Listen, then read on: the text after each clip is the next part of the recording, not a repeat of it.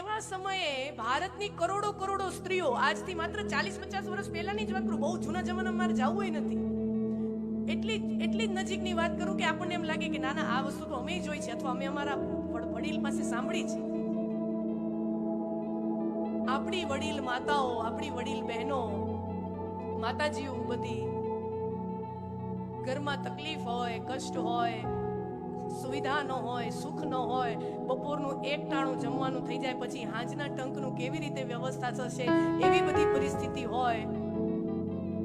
અને આ અમુમન એવરેજલી બધા મોટા ભાગે બધાના ઘરે આ સમસ્યા હતી. અને તોય આપણી દાદી માઓ, નાની માઓ, એ સમયની વડીલ માતાજીઓ કોઈ ફરિયાદ ન કરતી. એને કોઈ ફરિયાદનો ભાવ ન હોય, એને કોઈ હીનતાનો ભાવ ન હોય, એને કોઈ લઘુતાનો ભાવ ન હોય, એના મનમાં કોઈ અસંતોષનો ભાવ ન હોય. અને અત્યારે આપણે જોઈએ છીએ આપણી પાસે બધુંય છે પણ છતાં અત્યારે સંતોષનો ભાવ નથી. એ સમયમાં આપણા વડીલ માવડીઓ પાસે કાંઈ નહોતું પણ છતાંય મનમાં અસંતોષ નહોતો. હાય હાય અમે ગરીબ છીએ એવી ગરીબાઈની ભાવના નહોતી. શું કામ? ક્યાંક ને ક્યાંક મનના ઊંડા ખૂણે, હૃદયના ઊંડા ખૂણે આ કથાઓએ મારા તમારા ઉપર એટલો બધો પ્રભાવ પાડ્યો છે, આપણી માનસિક ચેતના ઉપર એટલો પ્રભાવ પાડ્યો છે કે અમે તો સાધારણ ઘરની સાધારણ સ્ત્રી છીએ, અમે તો સાધારણ ઘરની સાધારણ વહુ છીએ. અમારી સીતા માં, વિદેહ જેવી જનક રાજાની પુત્રી અને દશરથ જેવા ચક્રવર્તી સમ્રાટની પુત્રવધુ અને સ્વયં પરમાત્મા રામના પત્ની એવા અમારા સીતા માં એના નસીબમાં વનના તડકા છાયા, વનના કાંટા ભાગમાં આવ્યા હતા. અમે ક્યાંય જંગલમાં તો નથી, અમારા ઘર ઉપર છત છે અને અમે અમારા પરિવાર સાથે રહીએ છીએ. આનાથી વધારે કૃપા ઈશ્વરની શું હોય? આ સંતોષ, કે સંતોષ જહાં સે મિલતા થા કે અમારી માં સીતાને તો વનના કાંટા ભોગવવા પડ્યા હતા. અમારી માં સીતાને, અને એ કોઈ સાધારણ સ્ત્રી થોડી હતા. હું ને તમે તો એક સાધારણ ઘરના સાધારણ દીકરી કે સાધારણ ઘરની સાધારણ વહુ, પણ એ તો અયોધ્યાની પાટમહી, પરમાત્માના પત્ની અને રાજકુમારી. પિતાને ત્યાં રાજવંશ છે, અહીંયા આવ્યા રાજવંશ. અરે એક રાજકુમારી, એક રાજરાણી, એને જો વનના તડકા છાયા ભોગવવા પડતા હોય અને અમારી સીતામાં એક વાર ફરિયાદ ન કરે તો પછી અમારા માથે તો અમારા ઘરની છત છે, અમારી હારે આવડો મોટો પરિવાર છે. અમે ગરીબ છે ના,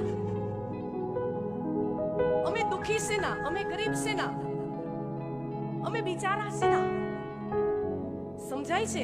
આજે કથાઓએ અપરોક્ષ રીતે જે મારા ને તમારા મન ઉપર જે ઊંડી છાપ છોડી છે, જે મને તમને બળ આપ્યું છે, જે મને તમને તાકાત આપી છે, એની કિંમત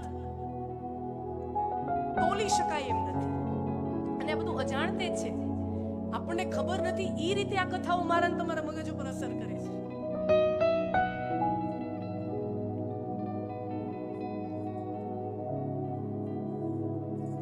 હમણાં જ કુંભ મેળાનું દર્શન બધાએ કર્યું ને આમાં તમારામાંથી ઘણા દર્શન કરી આવ્યા હશો, સ્નાન પણ કરી આવ્યા હશો.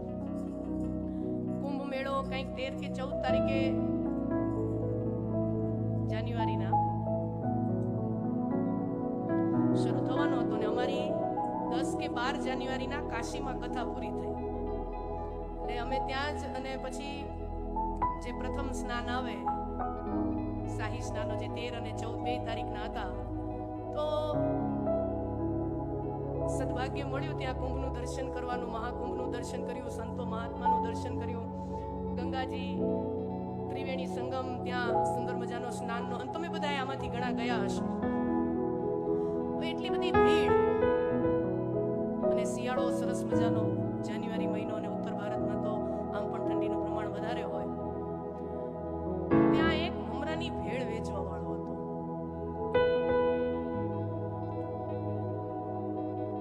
એ મમરાની ભેળ વેચવા વાળો, હવે એ એટલી હજારોની સંખ્યામાં હતો. એટલે હું ત્યાંથી પસાર થઉં અને એ મમરા વાળો પોતાની નાનકડું વાંસનું ઠેલા જેવું હતું, એ રાખી એના ઉપર મમરા ને એ જે હોય બધું, એ પોતાના ડુંગળી, ટમેટા, આ તેલ બધું રાખી, લીંબુ, અને એવી રીતે ભેળ વેચતો હોય. એટલે મને જિજ્ઞાસા થઈ, એટલે મેં પૂછ્યું કે કહાં સે આયે હો, કહાં સે આયે હો? તો એને કંઈક મધ્ય પ્રદેશના એખાદા ગામડાનું નામ લીધું. ગામડાને મેં કીધું કહા આયા? તો એમપી में आया. अच्छा अकेले आए हो? नहीं हमार लुगाई साथ में है.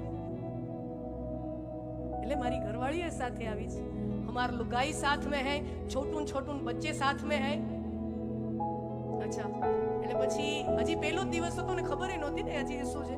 એટલે મેં પૂછ્યું કે આમ એટલે મધ્યપ્રદેશ એવડેથી અહીંયા દૂર આવ્યા છો, છોકરાઓ બૈરી છોકરાઓને લઈને આવ્યા છો, રહેવાનું તો इधर ही सो जाते, इधर ममरा बेचते हैं, इधर शाम को सो जाते हैं. બરાબર है. તો એમને તો એની જે વ્યવસ્થા તો એવી જ હોય. મેં કીધું દિવસના આમ આશરે કેટલા રળી જાય? એવડે વતનથી દૂર તમે અહીંયા આવ્યા તો દિવસના કેટલા રળી જાય? આપણને સ્વાભાવિક ગુજરાતી મગજ તો કામ કરે ને, ગણતરી ગુણાકાર તો આપણા નસોમાં હોય ગુજરાતી. તો દિવસના कितना कमा लेते हो? હવે જે આંકડો સાચો હોય ખોટો હોય રામ જાણે. એને કીધું કે 200 300 500 આ રેન્જમાં બોલે. હવે સાચો ખોટો ઈ જાણે, આપણને એટલું કીધું.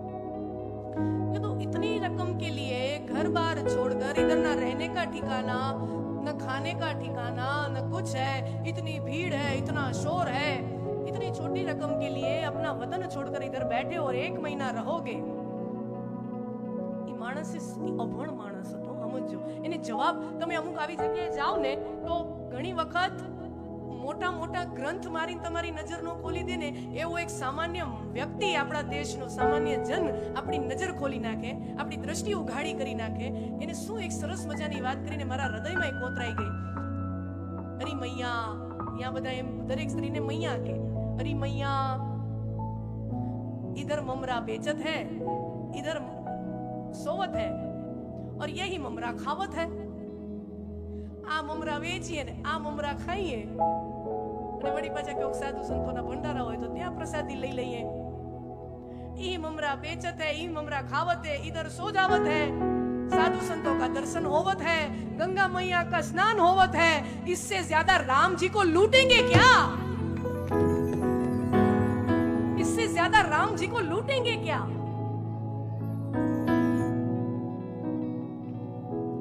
કેટલો સંતોષનો ગુણ અને કેટલો આત્મતૃપ્તિ અને પ્રસન્નતાનો ગુણ આ કથાઓએ મારીને તમે કે કોઈ પણ સ્થિતિમાં મારા ભગવાનની પ્રસાદી છે એમ સમજીને જીવીએ. આનાથી મોટું વધારે ફળ આ કથાનું બીજું શું હોઈ શકે આપણી ચેતના ઉપર? રામજી કો લૂટેંગે ક્યાં? આનાથી વધારે શું જોઈએ? આ કથાનો પ્રભાવ છે.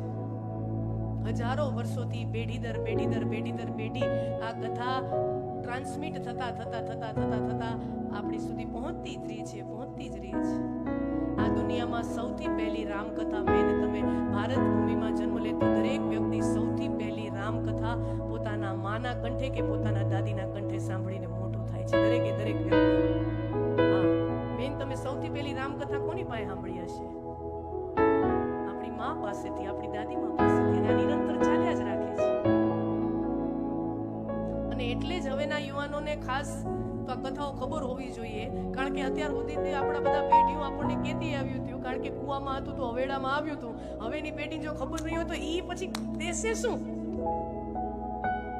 નહીતર પછી અનુપમાની સ્ટોરીઓ કેવી પડશે? બરાબર. લગ્ન ગીતો તો ભૂસાઈ જ ગયા છે બેનો. હે, હવેની પેઢીઓને કોઈને લગ્ન ગીતો આવડે છે? અહીંયા બેઠેલી વડીલ માતાઓ છે ને, આ છેલ્લી પેઢી હતી જેને લગ્ન ગીતો આવડતા હતા. હવે તો એ તો બધું ભૂહાઈ જ જવાનું છે. અને આવી વ્યાસપીઠો ભારતભરની અંદર, વિશ્વભરમાં આવી વ્યાસપીઠો જહેમત ઉઠાવી રહી છે કે નવી પેઢીના માનસમાંથી આ કથાઓ, જેમ ઓલો બધી અમુક સાંસ્કૃતિક વસ્તુઓ ભૂસાઈ ગઈ, લગ્ન ગીતો ભૂસાઈ ગયા, આ ભૂસાઈ ગયું, એવી રીતે આ કથાઓ નવી પેઢીના મનમાં, આવનારી પેઢીઓના મનમાં આ કથાઓ ભૂસાવી ન જોઈએ. આ જહેમત ભારતભરની વ્યાસપીઠો ઉઠાવી રહી છે.